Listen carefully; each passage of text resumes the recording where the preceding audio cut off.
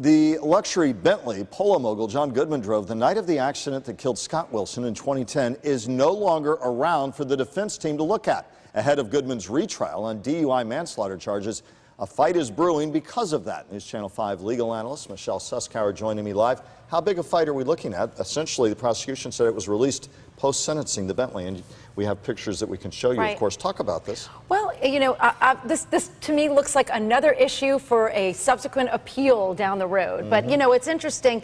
These were crucial pieces of evidence for both the state and for the defense.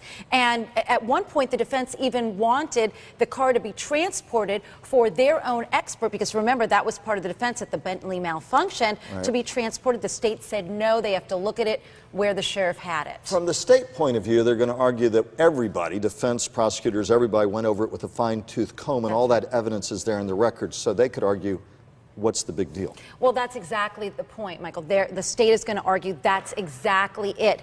Both sides had equal access. Both had their experts review and go through everything with a fine-tooth comb. But we have a different defense team now. We have a new trial. They're starting basically from square one, although this evidence, this review by experts exists. It doesn't disappear. Would you be surprised if they get the Bentley back? But even if they do, that chain of evidence has been broken because it's been released. So then you have other headaches. Well, absolutely. I mean, that's the point. The point when you have evidence and you have it secured, you have that chain of custody. It's not broken. It's not damaged. It's not in any way. But in this particular part, I mean, who knows where it's been, who has touched it, what has been changed or fixed. It's really worthless now. The state had said this was standard practice, but there's nothing standard about this case. You said you think this thing, we are going to see a lot more of dust up on this before it's all over. There's no question. It's standard what the state did in terms of releasing it after sentencing.